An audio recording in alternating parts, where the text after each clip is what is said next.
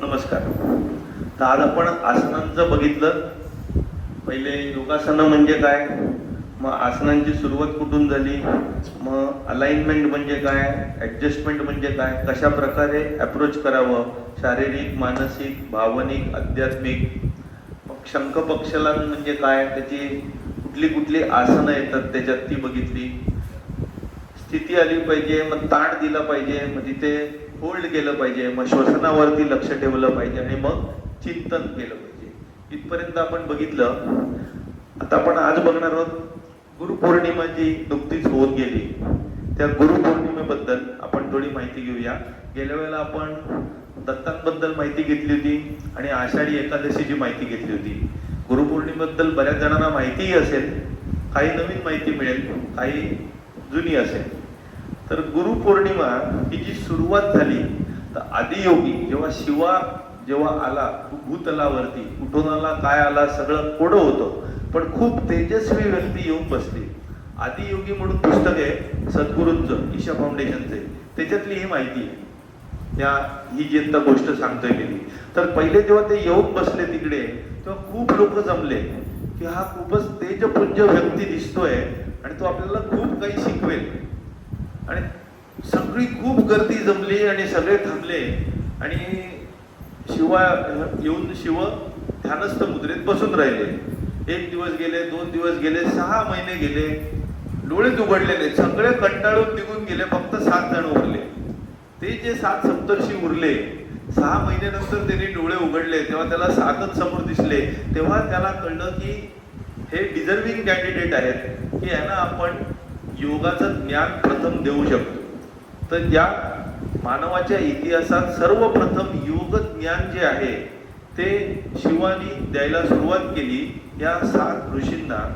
आणि ते तोंडाने देत नव्हते, तर ते ट्रान्समिट करत होते. म्हणजे बोलत कोणी नव्हतं, ऐकत कोणी नव्हतं, ते ध्यानस्थ बसून होते, ते 7 ऋषी ध्यानस्थ बसून होते आणि ते ट्रान्समिशन चालू होतं. जसं मोबाईलचा डाटा इकडून तिकडे ट्रान्सफर होतो.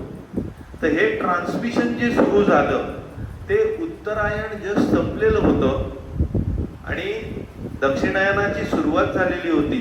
समर सोल्स्टिस कंप्लीट झालेलं होतं जून जुलैच्या मध्ये. 21 जूनला उत्तरायण संपतं आणि त्याच्यानंतर जी पहिली पौर्णिमा येते त्या पौर्णिमेला हे ट्रान्समिशन सुरू झालं. त्या ट्रान्समिशन ज्या दिवशी सुरू झालं ती गुरुपौर्णिमा होती. म्हणून तिथे पहिला गुरु, आदि गुरु म्हणून शंकर भगवानांचं, शिवाचं नाव घेतलं जातं. तर गुरुचा अर्थ काय? गु म्हणजे अंधार, अंधकार, आणि रू म्हणजे अंधाराला पळवणारा असतो तो रू. गुरु अंधार पळवणारा, तुमच्यातलं अज्ञानाचा अंधार जो दूर करतो तो गुरु. विवेकानंद म्हणतात तुमच्यातला अज्ञान दूर करणारा खरी योग्य व्यक्ती किंवा पात्र व्यक्ती कोण आहे? ती केवळ आत्मसाक्षात्कारी व्यक्ती आहे, जी सेल्फ रिअलाइज्ड आहे, आत्मसाक्षात्कारी आहे, तीच ऑफिशियली गुरु बनू शकते. जे बाकी सगळे गुरु आहेत आत्मसाक्षात्कार नसलेले, ते खरे गुरु मानाचे का? हा प्रश्न जेव्हा सद्गुरूंना विचारला किंवा इतरांना, तेव्हा ते सांगतात की तुम्हाला गुरु खरा आहे का खोटा ह्याच्यापेक्षा तो गुरु तुम्हाला एकत्वाच्या दिशेने नेतोय का भेदाभेदाच्या दिशेने नेतोय हे बघा. जर तो तुम्हाला इन्क्लुझिव्हनेस शिकवतोय, मी माझं मला ह्याच्यापासून दूर नेतोय आणि आपलं सगळ्यांचं एकत्वाच्या भावनाकडे नेतोय, तर तो चांगला गुरु. त्या गुरुचं ऐकल्यामुळे तुमच्यातले त्रास, क्लेश, मनस्ताप जर दूर होत असतील, तुम्हाला जर आनंद, सुख जास्त मिळत असेल आणि तुम्ही तुमच्या शरीर, मन, बुद्धीपासून दूर होऊ शकत असाल आणि त्रयस्थपणे स्वतःकडे बघू शकत असाल, तर तो गुरु चांगला आहे. तो साक्षात्कारी आहे की नाही या बघण्याच्या भानगडीत तुम्ही वेळ वाया घालवू नका. प्रत्येकाकडून तुम्ही कुठली ना कुठली गोष्ट शिकू शकता. तर चांगलं काय गोष्ट बघता येईल ती शिका आणि पुढे चला. मला साक्षात्कारीत भेटला पाहिजे मगच मी पुढे जातो असं म्हणण्यात जन्म निघून जाते. रामकृष्ण म्हणतात जेव्हा तुमची इच्छा प्रचंड तीव्र होऊन जाते तेव्हा गुरु ऑटोमॅटिक तुमच्या पुढे हजर होतो. जसं रामकृष्ण परमहंसाच्या बाबतीत झालं. तोतापुरी महाराज पासून सगळे गुरु त्यांच्या इथे हजर झाले त्यांना शिकवायला.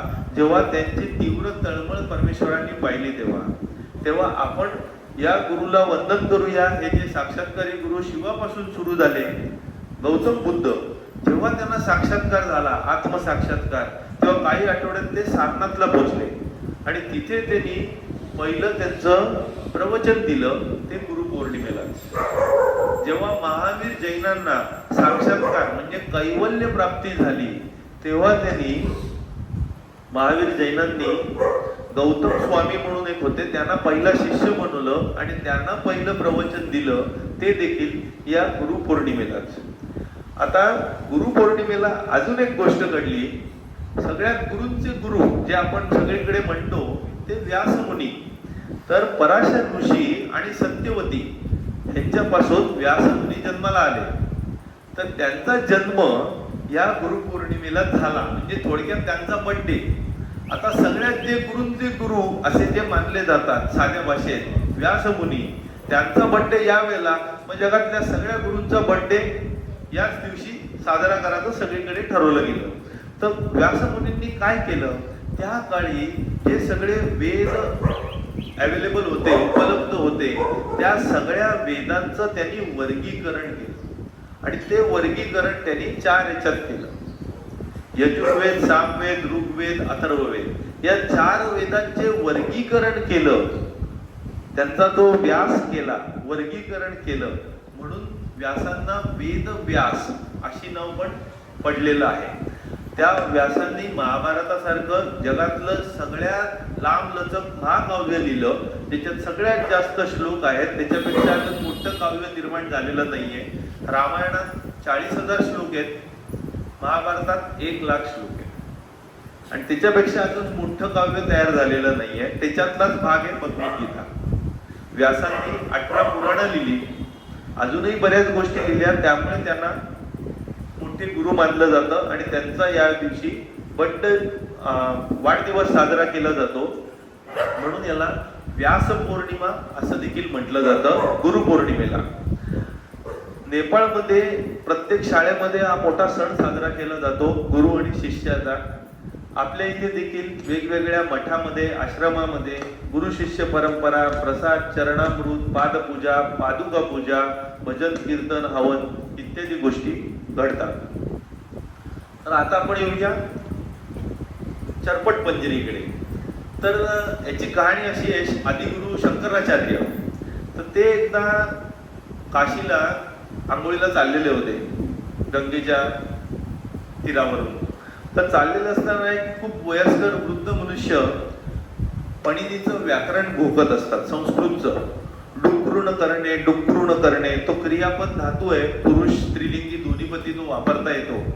तर ते व्याकरण ते घोकत असतात आणि हे जाऊन आंघोळ करून परत येतात आणि परत आल्यावर पाहिलं तरी देखील तेच ते घोकतायत. अजून काही त्या म्हातार बाबाच्या लक्षात राहत नाहीये, जाम कष्ट घेतायत व्याकरण करण्याचं. तेव्हा त्यांना प्रश्न पडतो की या वयात व्याकरण घोकून नक्की हे साध्य काय करतायत. त्याच्यावरून त्यांना हे चरपट पंजरिका सुचली, अशी ही कहाणी आहे. तर चरपट म्हणजे खमंग खाद्य, बुद्धीला सहज आवडेल असं. चरपटचा दुसरा अर्थ काय आहे, चापट. चरपट दिली, चापट दिली. चापटीने तुम्ही जागे होता, तुम्हाला साक्षात्कार होतो, अरे तुम्ही कुठे गुंतलेला आहात, तुमची खरी आयडेंटिटी, तुम्ही कोण आहात हे तुम्ही विसरून गेलाय. तर चापट मारल्यावर जागे व्हा, ह्याच्यात गुंतून राहू नका. काहीतरी गडबड होतीये, तुमचं मॅन्युअल नीट वाचा. ते नीट वापरलं तर या इन्स्ट्रुमेंटचा तुम्हाला योग्य तो वापर करता येईल. चरपटचा दुसरा एक अर्थ आहे आत्मारूपी पोपट.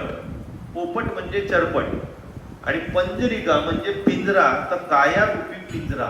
तर कायारूपी पिंजऱ्यातून आत्मारूपी पोपटला मुक्त करण्याचं जे दिलेलं आहे ते चरपट पंजरिका. आता काही वादप्रवाद आहेत, त्यांनी नक्की किती श्लोक म्हटले. काही जण म्हणतात 14 म्हटले, काही म्हणतात 16 म्हटले, काही म्हणतात 31 म्हटले, 30 म्हटले. तर जे कुठले अवेलेबल आहेत ते सगळे मी कलेक्ट केले. त्यातले अर्धे आज घेतोय, अर्धे पुढच्या वेळेला. ते कोणी का लिहिले असे ना, पण त्याच्यातून शिकण्यासारखं नक्की आहे आणि ते खूपच रंजक आहेत, म्हणून आपण ते बघूया. आपण सुरुवात करूया. या चरपट पंजरिकेला दुसरं नाव दिलेलं आहे भज गोविंदम. तुम्ही बऱ्याच वेळेला ऐकलं असेल भज गोविंदम, गाण्यावरती, रेडिओवरती, टीव्हीवरती. तर ते भज गोविंदम म्हणजेच चरपट पंजरिका आणि ते लिहिलंय शंकराचार्यांनी. त्यालाच मोह मुद्गर असं म्हणतात. मुद्गर म्हणजे गदा. त्या गदेने मोहाचा भेद करणं आणि या अज्ञानातून बाहेर येणं, म्हणून मोह मुद्गर असं म्हटलं जातं. तर सुरुवात करूया सगळ्यात फेमस जे चर्पण पंजरिकेतला श्लोक आहे त्याच्यापासून. दिनमपि रजनी सायं प्रात शिशिर वसंत पुनरायात. दिनमपि रजनी, दिवस आणि रात्र गेला. दिवस जातोय, रात्र जाते. बघा आयुष्य कसं चालू आहे. दिवस जातोय, रात्र जातोय, शिशिर जातोय, वसंत जातोय. 6 ऋतू आहेत मराठीमध्ये. म्हणजे एका मागोमाग एक एक ऋतू चाललेत. त्या ऋतू कुठले याच्यात पडण्यापेक्षा ऋतू चाललेत. दिवस चालले, रात्र जाते, शिशिर जातो, वसंत जातोय. काल क्रीडती गच्छती आयु. काल क्रीडा करतोय, वेळ खेळते तुमच्याशी.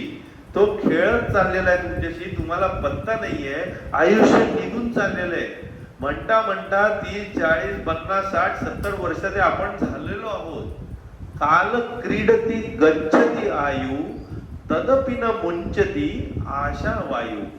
एवढं आयु निघून गेलंय तर त्यांनी यमक जुळवलंय. आयु आणि वायू, आशा वायू. ज्या आशा इच्छा आहेत त्या काही संपत नाहीयेत मनुष्याच्या. म्हणजे आशांच्या मागे व्यक्ती धावतोच आहे. दिवस गेला, रात्र गेलं, ऋतू गेले, काळ चाललाय, आयुष्य संपत आलंय. पण तुमचं आशांच्या मागे, इच्छांच्या मागे धावणं काही संपत नाहीये. तुम्हाला या आशा न संपणाऱ्या आहेत, अनित्य आहेत, ह्याचं भान काही तुम्हाला होत नाहीये. ते तुम्ही जागे व्हा असं शंकराचार्य म्हणतात. पुढची जो श्लोक आहे, त्याच्या पुढचा जो श्लोक आहे आणि त्याच्या पुढचा, हे 4 श्लोक जे आहेत ते एकाच विषयावरती आहेत. आशा काही मनुष्याच्या सुटत नाही. मग याच्यासाठी त्यांनी वेगवेगळी उदाहरणं दिली आहेत. किती करा, शेवटी त्या आशा सोडा. त्या आशाच्या मागे राहून तुम्ही जीवन व्यर्थ करून टाकताय. त्या इच्छा कधी न संपणाऱ्या आहेत. गरजा या नेहमी पूर्ण होतात. आशा या कधी न संपणाऱ्या असतात. Needs can be fulfilled, desires can never be fulfilled. कारण का डिझायर्स या न संपणाऱ्याच आहेत. भज गोविंदम भज गोविंदम मूढमते. म्हणजे त्या गोविंदाला, श्रीकृष्णाचं भजन कर, भजन कर मूढमते. मूर्ख माणसा, मूर्ख बुद्धीच्या, तू त्या गोविंदाचं भजन कर. संप्राप्ते सन्निहिते मरणे. जेव्हा मरण या शरीराचं जवळ येईल, नाही नाही रक्षती, तेव्हा रक्षण करणार नाहीये. डुकरून करणे. तो जे पाणिनीचं ग्रामर करत असतो, व्याकरण, डुकरून करणे, डुकरून करणे. ते डुकरून करणं लक्षात ठेवून तुला काही मरणापासून मुक्ती मिळणार नाहीये. तर त्या नित्याची, परमात्म्याची सतत आठवण ठेवून काम कर. त्या निष्ठेने तू काम कर. सगळी कामं सोडून भजन करत बस असं त्यांचं म्हणणं नाहीये. ते फार सुधारमतवादी होते. पुढच्या काही याच्यातून कळेल की त्या काळच्या ज्या चालीरीती होत्या त्याच्यावर पण त्यांनी ताशेरे चांगले ओढलेले आहेत. तर सतत त्या गोविंदाचं, परमात्म्याचं जो नित्य आहे, तुझी खरी आयडेंटिटी जी आहे ती ध्यानात ठेवून तू काम कर. भज गोविंदम भज गोविंदम मूढमते. मग त्यांनी दुसरं दिलंय, दुसरं, तिसरं आणि चौथं सेम. काही केलं तरी माणसाची आशा काही सुटत नाही. तर दुसरा श्लोक असा आहे. पुनरपि रजनी पुनरपि दिवस. परत रात्र आली, परत दिवस आला. पुनरपि पक्ष पुनरपि मास. पक्ष म्हणजे पंधरवडा, मास म्हणजे महिना. पुनरपि रजनी पुनरपि दिवस, पुनरपि पक्ष पुनरपि मास. पुनरपि अयनम. अयनम म्हणजे उत्तरायण, दक्षिणायन, 6 महिन्याचा पिरियड. पुनरपि अयनम पुनरपि वर्षम. वर्ष पण गेले. तदपि न मुंचती आशा वर्षम. तरी माणसाच्या काही आशा सुटत नाही. म्हणजे दिवस गेला, रात्र गेली, 15 गेला, महिना गेला, वर्ष गेले, 6 महिने गेले, वर्ष गेले, तरी माणसाच्या आशा काही सुटत नाही. किती मिळालं, काही मिळालं तरी कमीच आहे. मला अजून पाहिजे, मला अजून पाहिजे. या आशा काही संपत नाहीत. हे तुझ्या लक्षात कधी येणार?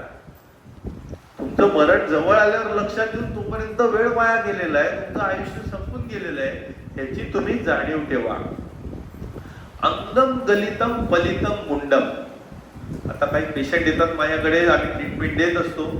पण त्या पेशंटची मनातली भावना जर ऐकली, त्याला काय काय करायचंय अजून, तर मला नेहमी हा श्लोक आठवतो. अंगम गलितम, अंग गळून गेलेलं आहे. पलितम मुंडम, डोक्यावरचे केस पांढरे झालेले आहेत. अंगम गलितम पलितम मुंडम. दशवीनम जातम तुंडम, तोंडातले सगळे दात गेलेले आहेत.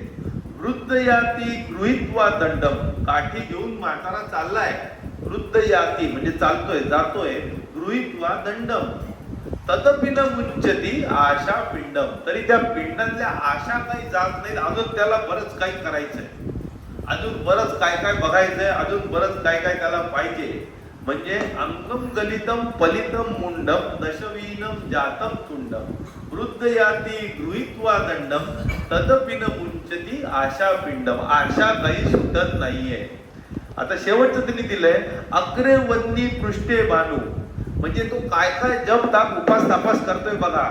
पुढे सूर्य आहे, अग्रे वन्नी तिथे यज्ञ कर्म करतोय. पृष्ठे भानू, मागे सूर्य त्याला चटके देतोय.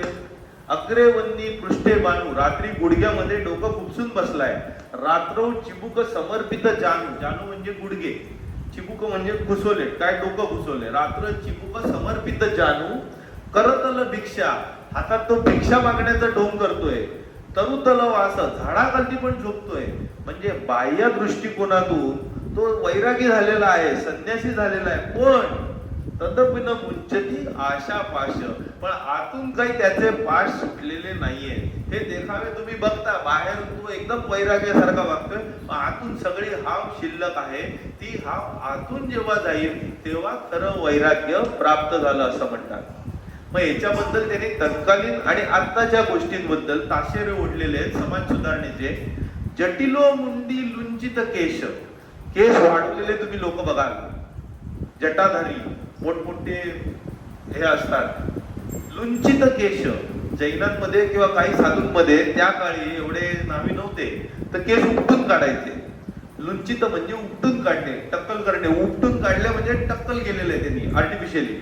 तर जटिलो मुंडी लुंचित केश काशा यांबर बहुकृत वेश, म्हणजे ऑरेंज रंगाचे कपडे. काशा यांबर म्हणजे ऑरेंज रंगाचे कपडे धारण केलेले आहेत, भगवे वस्त्र घातलेली आहेत. आणि बहुकृत वेश, असे बरेच वेश धारण केलेले आहेत. हे तुम्ही बघताय.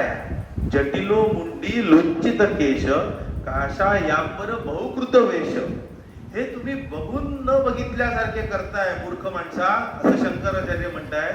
पश्य नपी नच पश्यती मूढा, हे बघून न बघितल्यासारखं करताय. मूढा म्हणजे मूर्ख माणसा.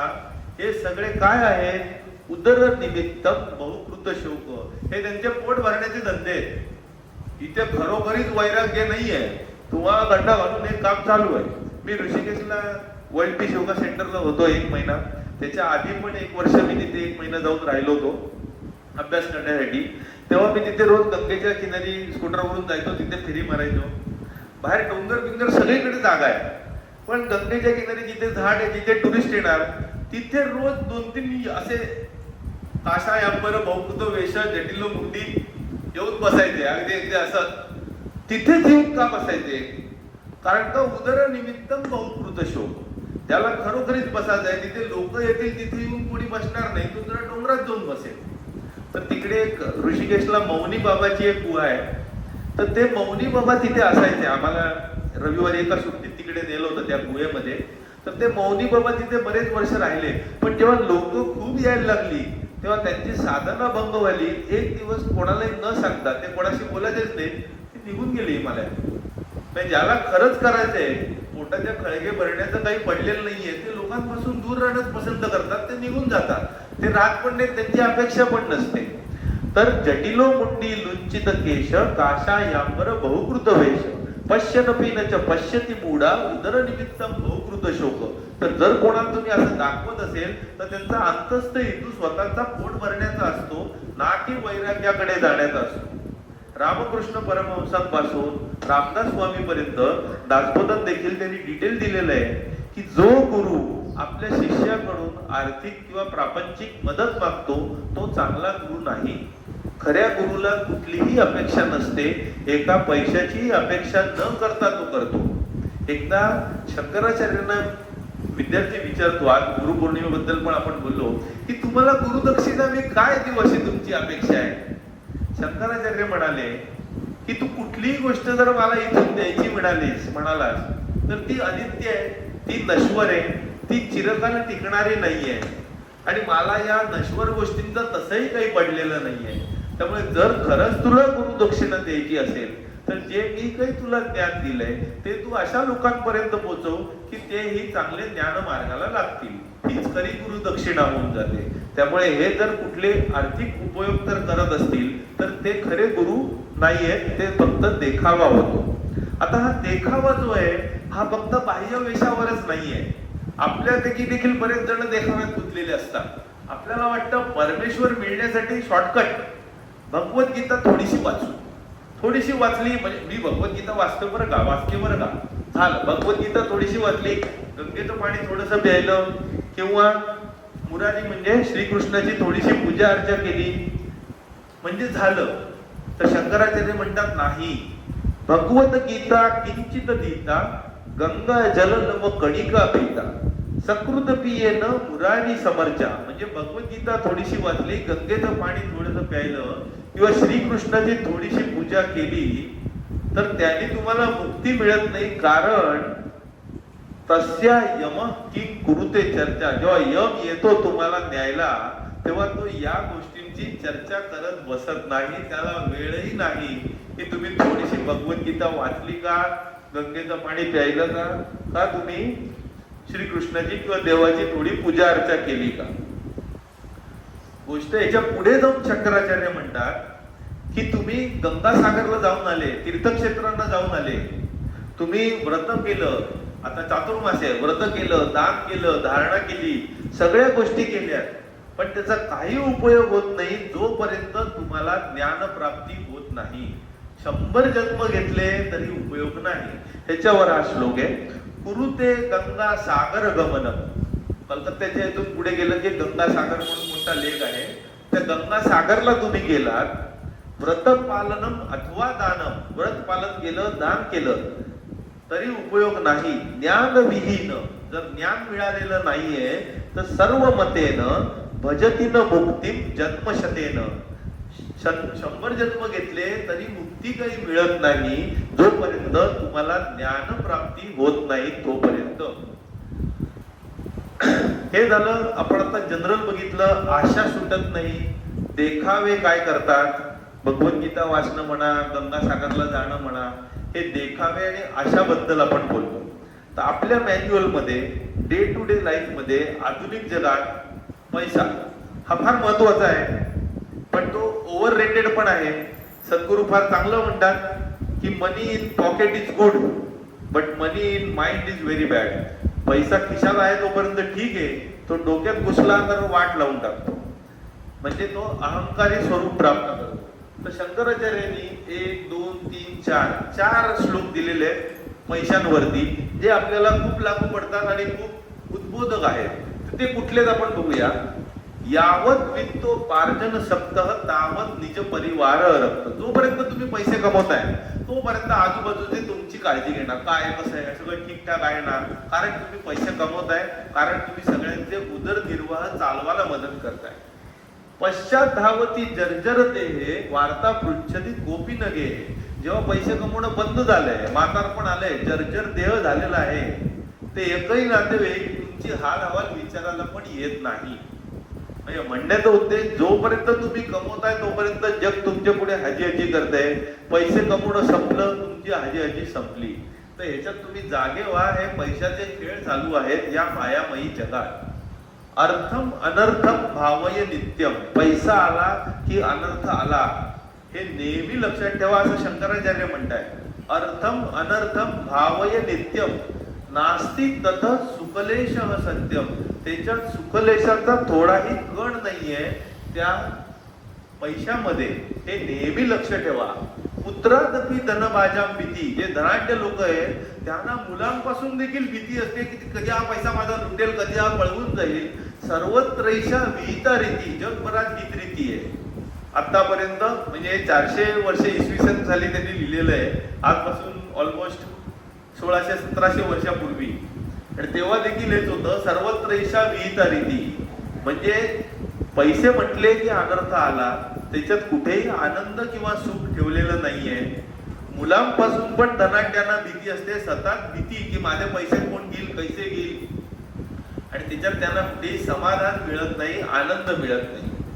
पुढचा जो आहे तो खूप खूपच छान श्लोक आहे. मला या 4 श्लोकपैकी सगळ्यात आवडलेला श्लोक, की अरे मूर्ख माणसा, या पैशा मागची हाव जी आहे ती काढून टाक, मनाला पैशाच्या हावरहित बनव. कारण तू एक लक्षात घे, जो पैसा तुला चांगल्या कर्माने प्राप्त होतो तोच तू उपभोगू शकतोस. जो पैसा तू तुझ्या चांगल्या कर्माने प्राप्त करतोस तोच तू फक्त उपभोगू शकतो. म्हणून ते म्हणतात मूढ जही, आणि मूर्ख माणसा सोडून दे. काय सोडून दे? धनागम तृष्णा, पैशाच्या मागची हाव सोडून दे. कुरु सद्बुद्धी, बुद्धी सद्बुद्धी बनव. मनसी वितृष्णा, मनाला हावरहित बनव. यत लभते निज कर्मोत्पादम, निज कर्म, जी आपली कर्म आहे त्या चांगल्या कर्मानी जे आपल्याला मिळतं, प्राप्त होतं, वित्तम तेन विनोदय चित्तम, तेच तुम्हाला लाभतं. बाकी सगळे असतात यक्षाचे हंडे. आता यक्षाचे हंडे एक गोष्ट आहे. ते मंत्री असतो, तो गावाबाहेर चाललेला असतो आणि वाटेत जरा झोपतो झाडाखाली. त्याच्या स्वप्नामध्ये यक्ष येतो. तो म्हणतो ह्याच्या खाली 7 छोटे छोटे अंडे सोन्याच्या मोहरा ठेवलेले आहेत. तो म्हणतो अरे वा वा. तो झोपेतून उठतो, लचकतो, तिकडे खडून बघतो, 7 छोटे छोटे अंडे मिळतात. त्याच्याकडे गाठोड असतं, त्याच्यात ते बांधतो, घरी जातो. डायरेक्ट आतल्या रूम मध्ये जातो. सगळ्या कडी पोइंटा बायको मुलं बघतात, हा एकदम आत जाऊन काय करतोय काय. मग आत ते सगळ्या मोहरा काढतो. प्रत्येक ह्याच्यात 100 मोहरा असतात. 7व्या अंड्यात 99 मोहरा असतात. आता माणसाची मानसिकता बघा, 6 अंड्यामध्ये 100, एका ह्याच्यात 99 मोहरा. काहीतरी गडबड आहे. 2 वेळा 3 वेळा 10 वेळा तो परत मोजतो, पण 99च. आता त्याच्या मनात काय चाललंय बघा, हे 99 नको, हे 100 पाहिजे. हे 100 होण्यासाठी काहीतरी आपण पापड वाजायला पाहिजे. जरा मेहनत जास्त घेऊ, हे घेऊ ते घेऊ. बायको मुलाला दाट संशय तो, आज काहीतरी याला गबाड मिळालेला आहे, गडबड आहे. रात्री झोपतात सगळे. बायको बघते, तिला 4-5 मोहरा काढतात. मुलगा पण 4-5 मोहरा काढतो. दुसऱ्या दिवशी रात्री येतो, परत पुसतो, 90 मोहरा उरलेल्या असतात. 690 मोहरा. एकदम वेळापिसा होतो. बायकोला मुलाला घेतो, आरडाओरडा करतो. ते कबूल करतात, ते आम्ही वापरून टाकले, आम्ही घेतले होते. त्यांना सक्त ताकीद देतो. कधी न भांडणारा, बायकोशी भांडतो, मुलाशी भांडतो, आरडाओरडा करतो, मनस्वास्थ्य हरवून बसतो. आता तर त्याला 10 मोहरा पाहिजे असतात. 700 करायच्याच आहेत मला. आटापिटा करतो, खाणं कमी करतो, हे करतो ते करतो. राजाला सांगतो पगार वाढवून द्या, मला जरा कमी पडतोय. राजा म्हणतो ठीक आहे, तू चांगलं काम करतोय, घे वाढवून. सगळं करतो. महिन्याभरात तो रोडावला दिसायला लागतो. एक दिवस राजा त्याला विचारतो एकट्यामध्ये, काय रे तुला यक्षाचे अंडे तर नाही ना भेटले? तो म्हणतो तुम्हाला कसं कळलं? तो म्हणतो अरे मला पण भेटले होते, पण मी ते घेतले नाही. कारण यक्षाच्या अंड्यांचं मेन सूत्र काय आहे, ते फक्त ठेवण्यासाठी असतात, उपभोगण्यासाठी नसतात. तर तुमच्याकडे किती आहे हे फार दुय्यम असतं. तुम्ही उपभोग किती घेताय. किती व्यक्ती श्रीमंत असो, सोन्याचा चमच्यानी खात असो, पण त्यांची कर्म जर चांगली नसतील तर ते सुख उपभोगू शकत नाही. लहानपणी असताना शाळेमध्ये इंग्रजीत एक कविता होती की आम्ही रस्त्याच्या किनारी बसलेलो होतो. रोज एक साहेब यायचा, सूट बूट टोपी कोट टाय, गाडीत बसायचा जायचा, गाडीत बसायचा जायचा. आम्ही दिवसभर मोलमजुरी करून थकलेले त्याच्याकडे आशाळभूतपणे बघायचो. आणि एक दिवस आम्हाला कळलं त्यांनी बंदुकीची गोळी डोक्यात घालून घेतली. म्हणण्याचा उद्देश इथे कविता संपते. म्हणजे आम्हाला जो फार खुश श्रीमंत दिसायचा, त्याच्या आयुष्यात काय चाललंय आम्हाला पत्ता नव्हता. कारण त्याची कर्म त्याला ते उपभोगून देत नव्हतं. आणि हे साधू संत काही नसताना ब्रह्मसुख उपभोगतात, कारण का त्यांना त्यांची खरी आयडेंटिटी कळलेली असते, सच्चित आनंद. तर आता पुढचं घेऊया. मा कुरु धनजन यौवन गौरव. पैशाच्या बाबतीतलं 4. मा कुरु म्हणजे करू नका. काय करू नका? अभिमान, वृथा अभिमान धरू नका. धन पैशाचा, जन तुमच्या हाताखाली किती माणसं आहे, तुमची पॉवर किती आहे, किंवा यौवन तुमचं तरुणपण, तारुण्य किती आहे, ह्याचा गौरव अभिमान कधीही धरू नका. मा कुरु धनजन यौवन गौरव हरती निमेषात काल सर्व. निमेष म्हणजे डोळे मिटण्याने उघडतं, निमिषण उन्मिषण. तर डोळ्याचे पापणी लवताना लवताच वेळ सगळं काही काढून घेऊ शकतो. हरती निमेषात कालच सर्व मायामयम इदम अखिलम बुधवा. हे सगळं मायामय जग आहे हे बघा. हे जेव्हा तुमच्या लक्षात येईल तेव्हा तुम्हाला ब्रह्मपदी प्रवेश करता येईल. म्हणजे मा गुरु धन जन यौवन गौरव, धन जन यौवन याचा गौरव अभिमान करत बसू नका. काळ क्षणार्धात सगळं काढून घेईल, होत्याचं नव्हतं होईल. त्यामुळे हे सगळं मायामय लक्षात घ्या, तेव्हा तुम्ही ब्रह्मपदी प्रवेश करा. आता पुढे सुखतक क्रियते, शेवटचे 3च आहेत. शेवटचं आपण आज गुरुपौर्णिमेला असल्यामुळे गुरुचरणावरती घेतलंय. सुखतक क्रियते रामा भोग पश्चादंती शरीरे लोक. म्हणजे तुम्ही सुखाच्या नादी लागून इंद्रियांच्या आहारी जाऊन वेगवेगळे भोग जर घेत बसलात, नंतर रोग तुमची वाट बघताय. जास्त गोड खात राहा, चमचमीत खात राहा, चरबी वाढणार, हार्ट अटॅक, लकवा हे तुमची वाट बघताय. सुखतक क्रियते रामा भोग पश्चादंती शरीरे रोग. यद्यपि लोके मरणम शरणम. या लोकात मरण हे नक्की आहे प्रत्येक जीवाला, हे माहिती असताना तदपि न मुंचती पापाचरणम. तरी लोक पाप करणं काही सोडत नाही. पाप आणि पुण्य ह्याच्यातला फरक काय? श्रीकृष्ण भगवद्गीतेत सांगतात की जे माझं अधिष्ठान ठेवून, माझ्या ध्यायी निष्ठा ठेवून, मला कर्म अर्पण करून, फळाची अपेक्षा न करता किंवा फळ त्याग करून मी स्वतः केलंय या भावनेने न करता जेव्हा कर्म करतात, तेव्हा त्याला म्हणतात पुण्य कर्म. जे परमेश्वराच्या दिशेने चाललेलं आहे, परमेश्वराच्या ज्ञानाने करताय. जेव्हा हे ज्ञान तुमचं उघड झालेलं नसतं, अज्ञानाचं आवरण असतं, तेव्हा याच्या विरुद्ध तुम्ही वागत असता, तेव्हा ते पापकर्म म्हणून म्हटलं जातं. ते आपण नंतर जेव्हा फिलॉसॉफी घेऊ तेव्हा डिटेलमध्ये येईल. तर या जगात मरण नक्की असताना देखील लोक पाप करणं काही सोडत नाहीत. पुनरपी जन्म, या पापापासून मुक्तीसाठी काय गोष्ट आहे? तर परमेश्वराची कृपा, ग्रेस ऑफ गॉड. पुनरपी जननम पुनरपी मरणम पुनरपी जननी जठरे शयनम. पुन्हा जन्म आहे, पुन्हा मरण आहे, पुन्हा आईच्या उदरात राहणं आहे. आता याच्यात ज्ञानेश्वर महाराज आणि रामदास स्वामींनी ज्ञानेश्वरीत आणि दासबोधात खूप सविस्तरपणे वर्णन केलंय की आईच्या जठरात किती त्रास आणि भोग भोगावे लागतात, परंतु आपल्याला त्याचा विसर पडतो जन्म झाल्यावर. तर हे सगळे जे हाल आहेत, या सगळ्या हे जे संसार आहे, इह संसारे खलू दुस्तारे. हा संसार खरोखरीच खूप दुष्कर आहे आणि ह्याचा पार करायचा जर असेल, कृपया पारे पाहे मुरारे. म्हणून श्रीकृष्णाला शंकराचार्य म्हणतात की हे मुरारी, तू बघ की माझी नौका या संसारातून पार होऊ दे, त्या परत जगण्या मरण्यातून आणि आईच्या उदरात राहण्यापासून. आता शेवटचा आता श्लोकाने आता आपण संपूया. गुरुचरण अंबुज निर्भर सक्त. अंबुज म्हणजे पाणी, गुरुचरण जे गुरुपौर्णिमेला गुरुच्या पाण्याचं पाय जे आपण धुतो, पादसेवा म्हणतात त्याला, तर त्याच्याशी तो सक्त आहे. म्हणजे गुरुशी तो एकनिष्ठ आहे. थोडक्यात पूर्णपणे एकनिष्ठ आहे. तो संसारातून लवकर मुक्त व्हायला मदत होते. संसारात अचिरात भवमुक्त, अचिरात म्हणजे लवकर, संसारातून तो लवकर मुक्त होतो. तर हे मुक्त होण्यासाठी काय करणं गरजेचं आहे? इंद्रिय आणि मन ह्याच्यावरती तुम्ही प्रभुत्व मिळवणं गरजेचं आहे. मन, इंद्रिय आणि बुद्धी ह्याचे तुम्ही मालक जेव्हा बनता, इंद्रिय आणि मनावरती मालक पूर्ण बुद्धी, बुद्धी सारथी आहे, मन लगाम आहे आणि इंद्रिय घोडे. हे आपण काल गेल्या ह्याच्यात बघितलं होतं. तर बुद्धीनी मनाचे लगाम ओढून इंद्रियांना कंट्रोलमध्ये ठेवले. तर इंद्रिय आणि मन ह्याच्यात जेव्हा तुम्ही कंट्रोल येता, सेंद्रिय मानस नियमात येव. नियमात म्हणजे डिसिप्लिन केलं तुम्ही मनाला आणि इंद्रियाला, तर काय होतं? द्रक्षसी निज हृदयस्थम देवम. तुमच्या हृदयातला जो देव आहे त्याला तुम्ही पाहू शकता. म्हणजे तुम्ही स्वतःची खरी आयडेंटिटी ओळखू शकता की तुमच्यात देखील तोच देव आहे. तो तुम्हाला तेव्हा दिसेल जेव्हा मन आणि इंद्रिय तुमच्या ताब्यात येईल तेव्हा. गुरुचरण अंबुज निर्भर सक्त संसारात अचिरात भवमुक्त. सेंद्रिय मानस नियमा देव द्रक्षसी निज हृदयस्थम देवम. तर हे झाले शंकराचार्यांच्या चरपट पंजरिकेतले अर्धे श्लोक. पुढच्या वेळेला आपण उरलेले अर्धे करू. त्यावेळेला आपण योगासनाचं डिटेल घेणार नाही आहोत. आपण आसनं करणार आहोत, 1-2 नवीन आसनं बघणार आहोत आणि अजून कुठली नवीन घटना असेल तर त्याच्याबद्दल माहिती घेऊ आणि पुढचे श्लोक करूया. तर आता आपण पसायदानांनी आजचं शेवट करूया.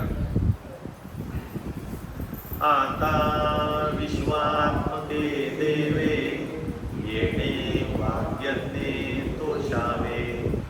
तोषोनी मजद्या